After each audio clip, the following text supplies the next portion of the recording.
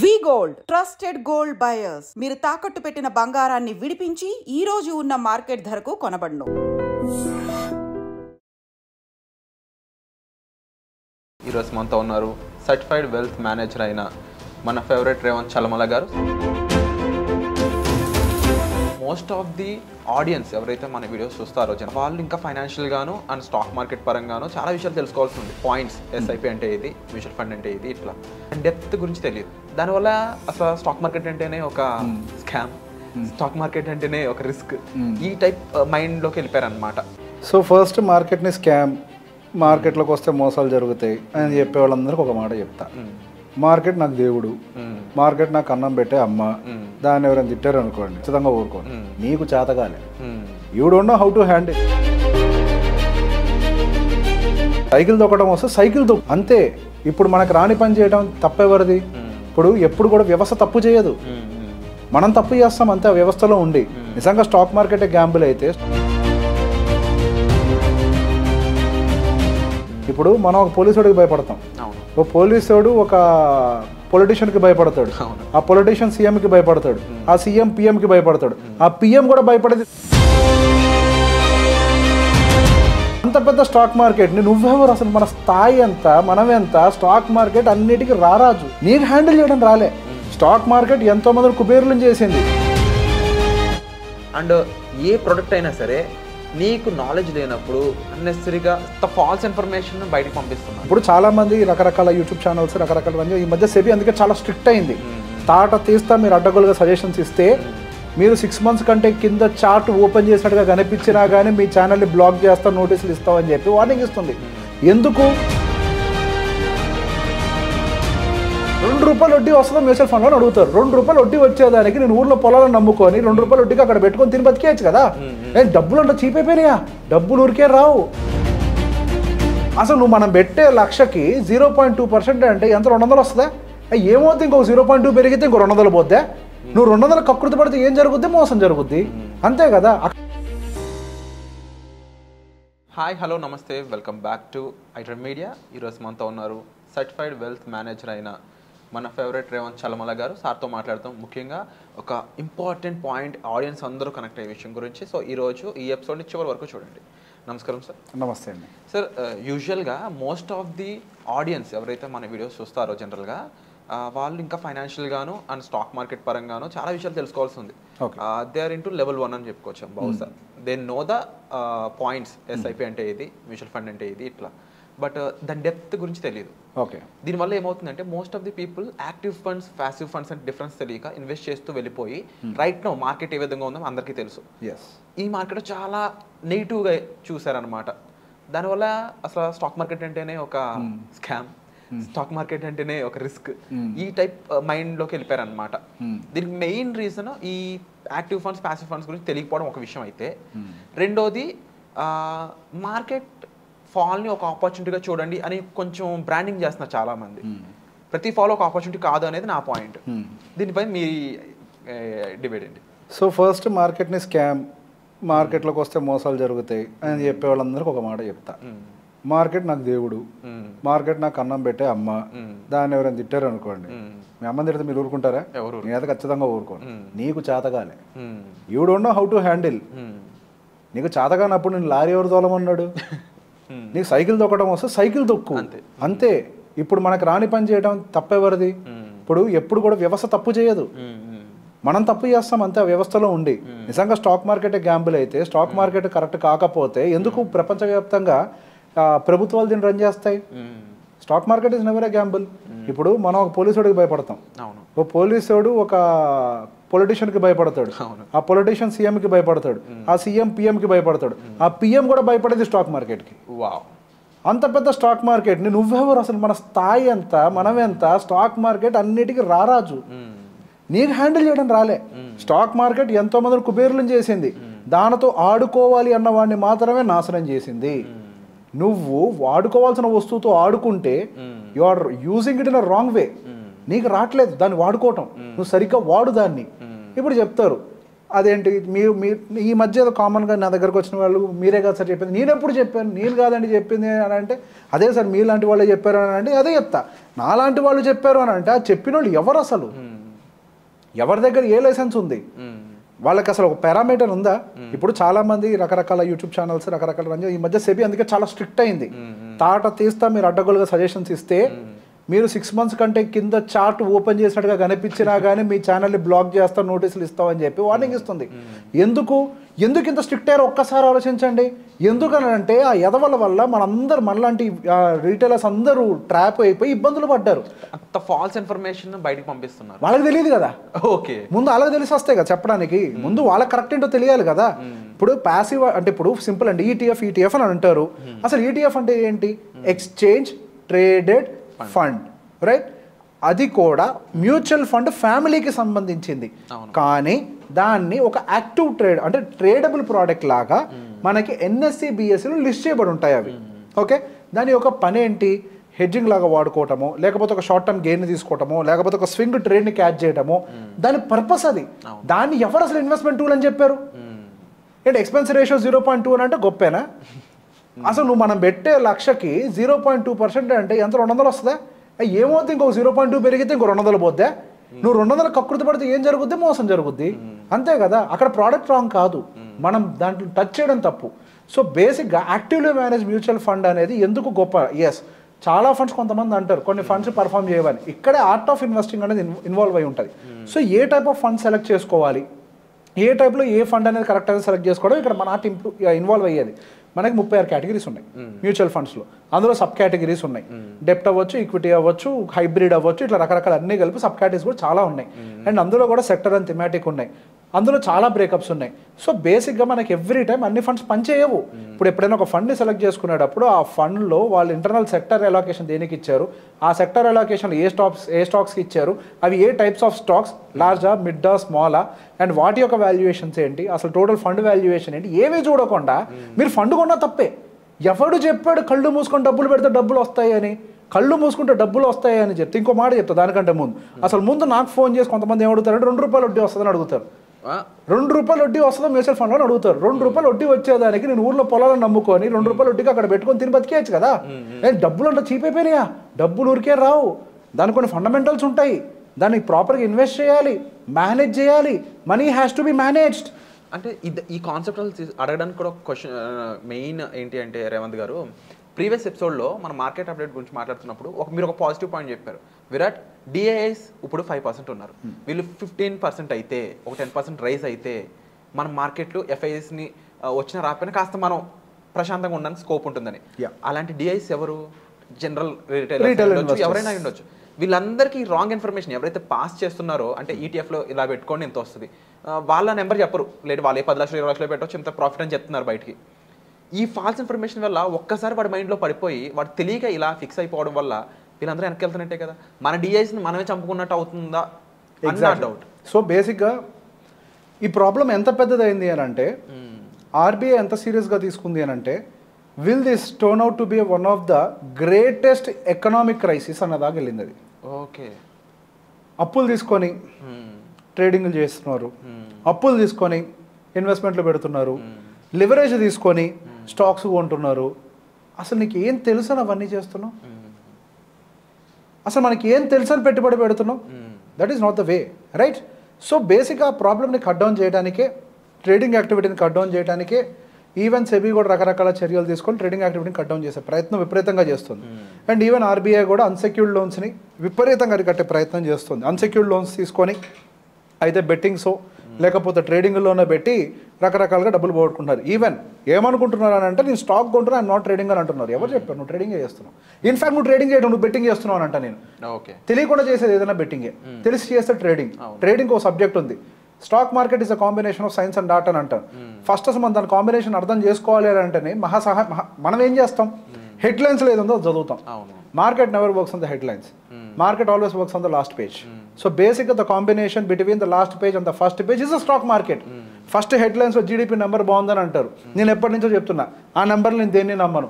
ఈ టైంలో వచ్చే ఏ దేశంలో వచ్చే నెంబర్లు నేను నమ్మను. ఇదంతా 2024 అంతా కూడా ఎలక్షన్ సీజన్. ప్రపంచవ్యాప్తంగా 60% కూడా ఎలక్షన్లో పార్టిసిపేట్ చేయబోతుంది కాబట్టి డెఫినెట్గా నెంబర్ల మ్యానిపులేషన్ జరుగుతుంది. దానికి లాస్ట్ పేజ్ తిరగేసి చూస్తే అక్కడేమో అన్ఎంప్లాయ్మెంట్ ఉందని కనిపిస్తుంది, ఎకానమీ ఎట్లా బాగుంది, ఇప్పుడు ఎట్లా ఇన్వెస్ట్ చేయాలి అని. రైట్, ఆ టైంలో మనం ఇదే మాట మాట్లాడినప్పుడు ఇదే రీటైలర్, సో కాల్డ్ రీటైలర్, నీకేం తెలుసు నువ్వు జనాలు భయపెడుతున్నావు అన్నారు. నేను భయపెట్టడం కాదు, నేను జాగ్రత్తగా చెప్తున్నా, నిజం చెప్తున్నా. నేను మార్కెట్ నుంచి బయట పొమ్మని చెప్పట్లేదు, బాండ్స్లో ఇన్వెస్ట్ చేయండి అని చెప్తున్నా. బాండ్స్లో పెట్టుకొని నాకేమైనా వస్తుందా? బాండ్స్లో డబ్బులు పెడితే నాకేంటి? బాండ్స్లో పెడితే బాండ్స్లో పెట్టుకొని మార్కెట్ కిందకు వచ్చాక అదే ఈటీఎఫ్, అదే మ్యూచువల్ ఫండ్, అదే స్టాక్ ఇప్పుడు ఉంటే రారాజయ్యి ఉండేవాళ్ళు. ఒక స్ట్రాటజీ ఉండాలి. అండ్ ఇదే కాన్సెప్ట్లో ఇంకొన్ని విషయాలు రేవంత్ గారు, టాప్ 5 ఫండ్స్ అని కొంతమంది సజెస్ట్ చేస్తూ ఉంటారు. 1, 2 నేను ఎప్పుడు కూడా ఆ ఫండ్లో ఒక డెట్ ఫండ్ చూసింది లేదు. Yes, so I'll tell you. So సహజంగా డెట్ ఫండ్ అనేది టాప్ 5లో ఉండదు. ఎందుకంటే ఫస్ట్ థింగ్ ఏంటంటే అది హెడ్జింగ్ టూల్ లాగా వాడతాం. ఓకే, డెట్ ఫండ్ పర్పస్ ఏంటంటే పార్కింగ్, దాని నుంచి డబ్బులు సంపాదించడం కదా దాని ఒక పని. సో ఫస్ట్ ఇక్కడ టాప్ 5 అనేది ఏదైతే ఉందో అది పెద్ద స్కామ్. అది సెబీ చాలా క్లియర్గా ఒక విషయం చెప్పింది, 5 star rating is not a promise for the future returns అని. ఈ అడ్డగడతలందరూ ఏం చేస్తారు అని అంటే 5 స్టార్ రేటింగ్ చేసి డబ్బులు పెట్టమంటారు. కొంతమంది ఏదో చాలా మంది చెప్పారని అంట. నాకు ఈ మధ్య కొంతమంది క్లయింట్స్ దగ్గరకు వచ్చినప్పుడు చెప్పారు, సార్ నేను యాక్సిస్ స్మాల్ క్యాప్లో పెట్టా, ఎస్బీఐ స్మాల్ క్యాప్లో పెట్టా, ఇప్పుడు ఏమో ఇండస్ట్రీలో లోయెస్ట్ పర్ఫార్మర్ అయినాయి అని. మరి నేను చెప్పింది అదే కదా. అంటే అడిగే కొద్ది క్వశ్చన్లు వస్తున్నాయి సార్, సారీ టు సే. ఇప్పుడు మళ్ళీ ఏంటంటే ఎక్కువ మంది మళ్ళీ small cap, most small cap, large cap దగ్గరకు కూడా వెళ్ళరు. సజెషన్లు చెప్తున్నా, ఎవరైతే సో కాల్డ్ కోచెస్ అంటారో స్మాల్ క్యాప్ మీద డిపెండ్ అవ్వండి అంటారు. What is the situation of small cap right now? Small cap and mid cap will underperform, and in the history there are years 2, 3, 4, 5 years also small cap and mid cap large క్యాప్ని underperform చేసిన సందర్భాలు కొల్లలు ఉన్నాయి మార్కెట్లో. 2021 market recovery after Covid fall, అక్కడి నుంచి వెనక్కి 5 సంవత్సరాల చార్ట్లు చెక్ చేయండి. When compare to mid and small cap segment, large cap has outperformed. So బేసిక్గా ఈ mid and small cap segment వెనకాల పరిగెట్టద్దు అని ఎప్పటి నుంచో చెప్తున్నాను. అవి పెట్టడం తప్పు అని నేను చెప్పట్లేదు. Always remember, stock market works on the numbers. అంటే కంపెనీలు పోస్ట్ చేసే వాళ్ళ యొక్క ఆదాయాల మీద నిలబడి ఉంటుంది. 100%. ఎస్. సో బేసిక్గా వాళ్ళ ఆదాయాలు దేని మీద డిపెండ్ అయి ఉంటుంది అంటే ప్రభుత్వాలు తీసుకున్నటువంటి నిర్ణయాలు ఆ ఎకానమీస్ మీద డిపెండ్ అయి ఉంటాయి. వేటిల్ని అర్థం చేసుకోకుండా కళ్ళు మూసుకొని నేను మూమెంటం ఫండ్లో పెడతా, కళ్ళు మూసుకొని నేను స్మాల్ క్యాప్లో పెడతా. సో ఇక్కడ ఒక పాయింట్ని అర్థం చేసుకోవాలి, you are chasing returns. If you chase returns you will not get the returns. You have to chase the process. If you chase the process in return as a reward, మీకు returns వస్తాయి. ఎప్పుడైనా లైఫ్లో గుర్తుపెట్టుకోవాల్సింది, నాకు success కావాలి అంటే అది రాదు. మనం పనిచేస్తూ పోతా ఉంటే వస్తుంటుంది. నాకు బాగా డబ్బులు కావాలి అంటే అవి రావు. మనం పనిచేస్తూ పోతా ఉంటే మనం చేసిన పనికి రివార్డ్ కింద డబ్బులు వస్తాయి. ఇన్ ద సేమ్ వే ఇన్వెస్టింగ్లో కూడా మనం ఏ పద్ధతిని అయితే ప్రాపర్గా ఫాలో అవుతుంటామో దానికి ఎంత రివార్డ్ రావాలో అంత రివార్డ్ వస్తుంది. కాబట్టి మీరు డబ్బులు పెట్టారు కాబట్టి రారు. నేను చాలామంది రీటైలర్స్ని చూసి నేను ఇబ్బంది పడుతుంది. నేను గట్టిగానే సమాధానం చెప్తాను, అట్లీస్ట్ ఇట్లానే అర్థమవుతుంది కొంతమందికి అని చెప్పి. పాయింట్ ఏంటి, ఎంతసేపటికి ఎక్కడ పెట్టిన డబ్బులు వస్తాయి. ఎందుకు వస్తాయి ఎక్కడ పెట్టిన డబ్బులు? డబ్బులకి ఏం పని పాట లేదా? అంత చీప్గా ఉందా నీకు డబ్బు అంటే? నువ్వు డే అండ్ నైట్ కష్టపడి పొద్దున్న 9 గంటల నుంచి సాయంత్రం 5 దాకా ఆఫీస్కి వెళ్ళి మళ్ళీ పొద్దున గంట సాయంత్రం గంట జర్నీ చేసి 10-12 గంటలు పనిచేసి ఇంటికి పోతే నీకు నెలకొచ్చేది ₹1,00,000 జీతం కష్టపడి సంపాదిస్తే నీకు జస్ట్ డబ్బులు పెడితే డబ్బులు వచ్చేస్తాయా? అంత చీప్ అయిపోయిందా డబ్బులు అని అంటే, మార్కెట్ అని అంటే? ఇప్పుడు బేసిక్గా పోగొట్టుకునే వాళ్ళది తప్పు, చెప్పిన వాళ్ళది తప్పే, నేను కాదనట్లే. SEBI is already looking at them. వాళ్ళందరి పని వాళ్ళు సెబీ చూసుకుంటుంది. ఇంతమంది భయపడుతున్నారు. అండ్ ఇప్పుడు మీకు ఐవీఆర్ కాల్ ఏమొస్తుంది, ఇన్వెస్ట్మెంట్ టిప్స్ ఇస్తాం, అది ఇది ఇస్తామంటూ ఎవరైనా కాల్ చేస్తే ఆ ట్రాప్లోకి వెళ్ళకండి అని చెప్తుంది. ఈ ఎదవల గురించే కదా. మరి అదే పనిగా నేను చెప్పింది, don't fall to this trap. దీని వెనకాల చాలా సైన్స్ ఉంది. You have to understand the stock market. ఒకటి పెడుతున్నాము అని అంటే అది ఎకనామిక్ సూట్ అవుతుందా లేదా? మొన్నటిదాకా డిఫెన్స్ అని పరిగెట్టారు, ఇన్ఫ్రాస్ట్రక్చర్ అని పరిగెట్టారు, పిఎస్యులు అని పరిగెట్టారు. ఇప్పుడు హైయెస్ట్ బీటెన్ సెగ్మెంట్స్ ఏంటి? అవే కదా. రియాలిటీ అని పరిగెట్టారు, హైయెస్ట్ బీటెన్ సెగ్మెంట్ అదే కదా. ఎనర్జీ అని పరిగెట్టారు, హైయెస్ట్ బీటెన్ సెగ్మెంట్ ఇప్పుడు అదే కదా. మిడ్ అండ్ స్మాల్ క్యాప్ అని పరిగెట్టారు, హైయెస్ట్ బీటెన్ సెగ్మెంట్ అదే కదా. నువ్వు దేని వెనకాల పరిగెట్టావు అదే బీటెన్ అయినా. ఇప్పుడు ఈ సెక్టార్ ఓరియంటెడ్గా ఇన్వెస్ట్ చేసుకోండి అని చెప్పినవి కూడా ఈ కామన్ మిస్టేక్స్లో కనిపిస్తూ ఉంది ఎక్కువగా. రైట్ నౌ ఇప్పుడు ఆడియన్స్కి ఏం చెప్తారు? ఇది మెయిన్ ప్లాట్ఫామ్ అనుకున్నట్లయితే ఆడియన్స్కి ఏం పాయింట్అవుట్ చేస్తారు? ఫస్ట్, ఎప్పుడైనా సరే actively managed funds are always the best. Yes, sometimes they underperform. నేను ఎప్పుడైనా ఒకటే చెప్తా, ఒక ఫండ్ నమ్మకండి, కన్స్ట్రక్ట్ ఏ పోర్ట్ఫోలియో. మీకు ఒక బ్యూటిఫుల్ పోర్ట్ఫోలియో ఉండాలి. ఒక ఫండ్ బాగా చేయొచ్చు, బాగా చేయకపోవచ్చు. ఒక 100% ఫండ్స్ మనం అనుకుంటే, అంటే 10 ఉండొచ్చు, 5 ఉండొచ్చు, అవుట్ ఆఫ్ 100% ఖచ్చితంగా 30% ఫండ్స్ ఫెయిల్ అవుతాయి. ఒక 20% ఫండ్స్ ఇండెక్స్తో పాటుగా వెళ్తాయి, ఒక 20% of the funds just index కంటే బెటర్గా పర్ఫామ్ చేస్తాయి, బట్ 30% ఆఫ్ ద ఫండ్స్ ఒక బ్యాంక్ క్రియేట్ చేస్తాయి. ఈ ప్రతి ఒక్క ఇన్వెస్టర్ పోర్ట్ఫోలియో ఇలానే పనిచేస్తుంది. You take Warren Buffett portfolio, you take Rakesh Jhunjhunwala portfolios, ఎవరైనా సరే ఏవో కొన్ని మాత్రమే టక్కున రాకేష్ జుంజున్వాలా పోర్ట్ఫోలియోలో వెల్తియర్గా మార్చిన స్టాక్ పేరు చెప్పమంటే ఏం చెప్తారు అందరూ? టైటాన్ అని చెప్తారు అంతే. అది ఒక్కటే పెద్దగా పెరిగింది. అఫ్కోర్స్ మరికొన్ని కూడా పెరిగాయి. యాజ్ ద సేమ్ వే మన పోర్ట్ఫోలియోలో కూడా అట్లా కొన్నే పెరుగుతూ ఉంటాయి. సో ఈ పోర్ట్ఫోలియో కన్స్ట్రక్షన్ నేర్చుకోండి ముందు. అసలు ఏ టైంలో ఎటువంటి పోర్ట్ఫోలియోని కన్స్ట్రక్ట్ చేయాలి, whether it is a bullish market, A kind of market, A economy support చేస్తుంది, ఏ సెగ్మెంట్కి ఎక్కువ ర్యాలీస్ వచ్చే అవకాశం ఉంది. అండ్ ఎస్, వాళ్ళు పికింగ్ అప్ ఏ ఫండ్, ఈ 5 స్టార్ రేటింగ్లు, ప్రీవియస్ పర్ఫార్మెన్స్లు పచ్చబద్ధం, అది పని చేయవు. అంతకుముందు 2023, 22, 23 సంవత్సరంలో క్వాంట్ మ్యూచువల్ ఫండ్ బాగా చేసింది. 24లో వర్స్ట్ ఫండ్స్ లిస్టులో అది ఉంది. 2024లో క్వాంట్ మిడ్ క్యాప్ బాగా చేసింది. ఇప్పుడు మళ్ళీ దాని వర్స్ట్ లిస్టులో అది ఉంది. సో బేసిక్గా పోయిన సంవత్సరం బాగా చేసినంత మాత్రాన ఈ సంవత్సరం బాగా చేస్తుంది అంటే గ్యారంటీ లేదు. ఒక ఫండ్ దానికి వచ్చే రిటర్న్స్ అనేది దాని లోపల ఉండేటువంటి స్టాక్స్ మీద డిపెండ్ అయి ఉంటాయి, సెక్టర్ అలొకేషన్ మీద డిపెండ్ అయి ఉంటుంది, ఫండ్ వెయిటేజ్ దేనికి ఎంత ఇచ్చారన్న దాని మీద డిపెండ్ అయి ఉంటుంది. అవి ప్రాపర్గా చదవకుండా ఇన్వెస్ట్ చేయడంలో ఎటువంటి పాయింట్ లేదు. ప్రతిసారి ప్రతి ఫండ్ హౌస్ ప్రతి ఫండ్కి సంబంధించి every month fact sheet release చేస్తుంది. ఫస్ట్ అసలు ఫ్యాక్ట్ షీట్ అంటే ఏంటో తెలుసుకోండి. ఆ ఫ్యాక్ట్ షీట్లో క్లియర్గా మేము పలానా స్టాక్స్లో ఉన్నాం, ఈ మంత్ ఈ స్టాక్స్లోంచి వెయిటేజ్ తగ్గించి ఈ స్టాక్స్లోకి ఎంటర్ అయ్యాం, పలానా స్టాక్స్లోంచి కంప్లీట్గా ఎగ్జిట్ అయిపోయి పలానా స్టాక్స్ ఫ్రెష్ ఎంట్రీలు తీసుకున్నాం. సో వాటి గురించి అర్థం చేసుకోండి. వీళ్ళు ఇందులోకి ఎందుకు తీసుకున్నారు, ఫండ్ మేనేజర్ కామెంటరీ ఏంటి, ఇవేం చదవడం రావట్లేదు అనుకోండి, ఒక ఎంఎఫ్డి దగ్గరికి వెళ్ళండి, వాడు చదివి పెడతాడు. నేను ఇవ్వను రూపాయి కూడా అంటే నీకెందుకు పని చేస్తారు? ఎవరు నువ్వు అసలు నీకోసం పని చేయడానికి? తెలిస్తే నువ్వు చేయి, తెలియకపోతే go to a nice MFD, ask him to SIT and explain, sir నా ఫండ్ గురించి నాకు ఎక్స్ప్లెయిన్ చేయండి అని చెప్పండి. అండ్ ఈ మధ్యకాలంలో కూడా డైరెక్ట్ ఇన్వెస్టింగ్ అనేది కూడా బాగా పెరుగుతుంది. Social media is one of the reason. ఇది వాళ్ళని కాస్త కాదు హెవీ రిస్క్లోనే గెంటుతుంది, బట్ వాళ్ళకి తెలియడం లేదు. అండ్ ఈ ఎపిసోడ్లో మనం చాలా విషయాలు అడ్రస్ చేసాం. ముఖ్యంగా తెలుగు స్టాక్ మార్కెట్ పరంగా జరుగుతున్న ఎన్నో మిస్టేక్స్ని ఇక్కడ మీరు అడ్రస్ చేయడం జరిగింది. రాంగ్ సజెషన్స్ కానీ, తెలియకుండా ఇన్వెస్ట్ చేయడం కానీ, అండ్ ముఖ్యంగా యాక్టివ్ ప్యాసివ్ ఫండ్స్ గురించి కానీ, అండ్ ఏ ప్రోడక్ట్ అయినా సరే నీకు నాలెడ్జ్ లేనప్పుడు అన్నెసరీగా దాన్ని బ్లేమ్ చేయడం కానీ, ఇలా ఎన్నో విషయాలు మీరు అడ్రస్ చేయడం జరిగింది. లాస్ట్గా ఒక ఇన్వెస్టర్ ఎవరైనా సరే వాళ్ళు డైరెక్ట్గా ఇన్వెస్ట్ చేయడం ఎంతవరకు కరెక్ట్ అంటారు? నీకు ఆపరేషన్ చేసుకోవడం వస్తే చేసుకో, సింపుల్ అంతే. ఎలా ఫెయిల్ అవుతుంది అది నాకు తెలియదు, అది మనకు అనవసరం. నువ్వు ఉంటావా పోతావా మాకు అనవసరం. నీకు వచ్చు అని అనుకుంటే చేసుకో, తప్పేం లేదు. ఇప్పుడు డాక్టర్ ఉన్నాడండి, ఆయనకి ఏం ప్రాబ్లం వస్తే ఆయనకైనా సర్జరీ చేయించుకుంటాడు, అయితే వేరే డాక్టర్ దగ్గర సర్జరీ చేయించుకుంటాడు, ఆయనకైనా చేసుకోడు కదా, అంతే కదా. మీకు లీగల్ ఇష్యూ ఉంది, ఆయన కోర్టు మెట్లు ఎక్కి యువర్ ఆనర్ అంటే ఊరుకుంటాడు జడ్జి? లేడు కదా. మరి అంతే కదా, ప్రతి దానికి ఒక ప్రొఫెషనల్ ఉంటాడు, ప్రతి దానికి ఒక నియమం ఉంది, నిబంధన ఉంది. సో బేసిక్గా డైరెక్ట్ అండ్ రెగ్యులర్ ఫండ్స్ అనేవి ఎందుకు వచ్చాయో తెలుసుకోండి. ఫస్ట్ అసలు ఈ రెగ్యులర్ ఫండ్స్ ని మిస్లీడ్ చేశారు యాదవులందరూ. ఈ మధ్య ఎంఫీ ఈచి కొడుతుంది ఒక్కొక్కడిని, చెప్తుంది గట్టిగా, అసలు మీకు తెలియకపోతే వెళ్ళండి కానీ డైరెక్ట్ లో పెట్టుకోకండి అని చెప్పి. సో ప్రాబ్లం ఎక్కడొచ్చింది? డైరెక్ట్ వర్సెస్ రెగ్యులర్ లో జనాలకు తెలిసిన తేడా ఏంటి అంటే ఎక్స్పెన్స్ రేషియో. ఇదే చెప్పాల్సింది, ఎక్స్పెన్స్ రేషియో తేడా.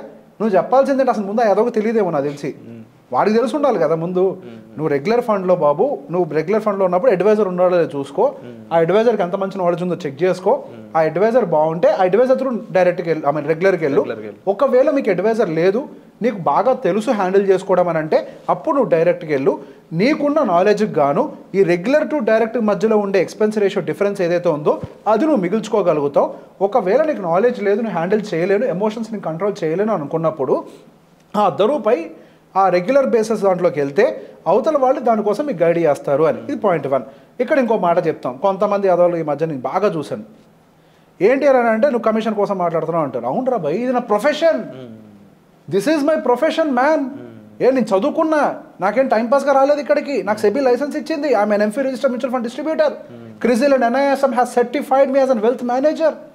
నువ్వు సాఫ్ట్వేర్ ఇంజనీర్ చేస్తున్నావు అని అంటే నువ్వు అడుక్కుంటున్నావు అన్నానా? నేను లేదు కదా. నువ్వు ఖాళీ కూర్చొని కొట్టినందుకు నీకు 3 లక్షల జీతం కావాలని అన్నానా? అది నీ ప్రొఫెషన్ మ్యాన్, ఇది నా ప్రొఫెషన్ అంతే.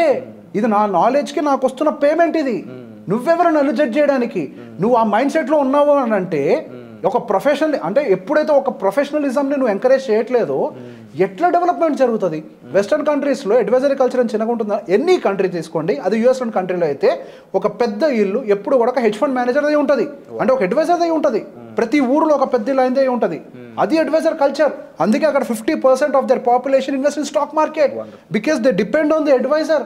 కొన్ని ఇక్కడ మన దగ్గర 42 మ్యూచువల్ ఫండ్ ఏఎంసీలు ఉంటే అక్కడ 800 ఏఎంసీలు ఉన్నాయి. అంత పెద్ద వ్యవస్థది.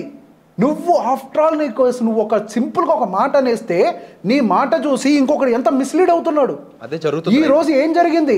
నీలాంటి ఎదవలు ఇచ్చిన మిస్లీడింగ్ వల్ల ఎంతో మంది డబ్బులు పోగొట్టుకున్నారు, అప్పులు చేసి పెట్టారు డబ్బులు. పాపం తప్పు కదా, ఎంత తప్పది నాకు తెలుస్తుంది. నా దగ్గరకు వచ్చి ఇప్పుడు మీ ఎవరికి పెయిన్ తెలియదు, ఎందుకనంటే మీరు ఎవరితో మాట్లాడి చావలేదు. నేను కదా మాట్లాడేది రోజు, నా కడుపు మండిపోతుంది ఒక్కొక్కరు బాధలు చెప్పుకుంటుంటే. నేను అడిగాను ఎందుకు పెట్టారండి అంటే నా కూతురు పెళ్ళికి ఏదో జరిగిపోద్ది కదా, ఈ డబ్బులు వస్తే అని ఆశపడ్డాను అంటారు. వాళ్ళ ఎమోషన్లో ఎంత ఉంది వెయిట్ నీకు తెలుసా? నువ్వు ఇచ్చే ఒక మిస్లీడింగ్ వల్ల పాపం వాళ్ళు ఎంత ఇబ్బంది పడుతున్నారో నీకు తెలుసా? అసలు ఎంత తప్పది, అసలు ఎంత క్రైమో తెలుసా? అది నీకు లైసెన్స్ లేకుండా ఒక ఫండ్ గురించి అడ్వైస్ చేయడం పెద్ద క్రైమ్. లైసెన్స్ ఉన్న నాకే ఒక ఫండ్ గురించి చెప్పే అధికారం లేదు పబ్లిక్లో. There are certain rules in this India. Guidelines అంత స్ట్రాంగ్గా ఉంటాయి సెబీ గైడ్ లైన్స్ ఎన్నడూ. అందుకే మీరు ఏ ఎంఎఫ్డీ అయినా చూడండి, ఏ ఒక రిజిస్టర్డ్ పర్సన్ అయినా చూడండి, ఒక ఫండ్ పేరు చెప్పరు, అడిగినా చెప్పరు. ఎందుకనంటే చెప్పకూడదని మాకు నియమం రాసి ఉంటుంది. We should not tell, we have to respect the rules. దాని వెనకాల కొన్ని రీజన్స్ ఉన్నాయి. అండ్ డెఫినెట్లీ ఇప్పుడు జరిగిన మార్కెట్ ఫాల్ ఏదైతే ఉందో ఇది చాలా బిగ్గెస్ట్ లెసన్ అయింది అందరికీ, చాలా పెద్ద లెసన్ ఇది. అండ్ ముఖ్యంగా రేవంత్ గారు అడ్రస్ చేసిన ప్రతి పాయింట్ కూడా మీరు అబ్జర్వ్ చేసినట్లయితే మీ సేఫ్టీ గురించి, మీ ఫైనాన్షియల్ బెటర్ ఫ్యూచర్ కోసం కూడా. సో దానికి సంబంధించి యాజ్ అడ్రస్డ్గా చూసుకున్నట్లయితే రైట్ ప్రొఫెషనల్ మీట్ అవ్వండి, రైట్ గైడెన్స్ తీసుకోండి, రైట్ సజెషన్ తీసుకోండి. దాని ద్వారా మీ ఫైనాన్షియల్ ప్లానింగ్ అనేది పర్ఫెక్ట్గా ఉంటుంది. ఇలాంటి మార్కెట్ ఫాల్ ఎన్ని వచ్చినా కూడా మీరు ధైర్యంగా ఉండడానికి అదే ఒక పెద్ద మెట్టుగా చూడొచ్చు. ఫస్ట్ స్టెప్ అయితే ఇలా తీసుకోండి, ఒక ప్రొఫెషనల్ కలవండి. అండ్ రాంగ్ సజెషన్స్ కానీ లేకపోతే అన్నెసరీ ఇన్ఫర్మేషన్ ఎవరైనా పాస్ చేస్తున్నా 2-3 టైమ్స్ చెక్ చేసుకోండి. ఎందుకంటే end of the day invest చేసింది మీ హార్డ్ అండ్ మనీ, మీరు కష్టార్జితంగా మీరు సంపాదించిన మీ ఓన్ మనీని పాడు చేసుకోవద్దు. మార్కెట్ ఏ విధంగా ఉంటుంది అనేది మనం ఏ సాఫ్ట్వేర్ జాబ్స్ మనకు దానికి సంబంధించి తెలుస్తుంది. మార్కెట్ మనం అనాలిసిస్ చేయలేం, దానికంటూ ప్రొఫెషనల్స్ ఉంటారు. సో ఒక ప్రొఫెషనల్ని గైడ్ని మనం ఉన్నట్లయితే మన లైఫ్లో ఆ లైఫ్ ఫైనాన్షియల్గా సెక్యూర్గా ఉంటుందండి. సో దీనికి సంబంధించి మీకు మరింత ఇన్ఫర్మేషన్ గైడెన్స్ కావాలనుకున్నట్లయితే డిస్ప్లే అవుతున్న నెంబర్స్ కాల్ చేసి మీరు సార్ని సంప్రదించవచ్చు. వచ్చే ఎపిసోడ్లో మళ్ళీ కలుద్దాం. Thank you so much sir, addressing many revolutionary points. Thank you so much. Thank you sir.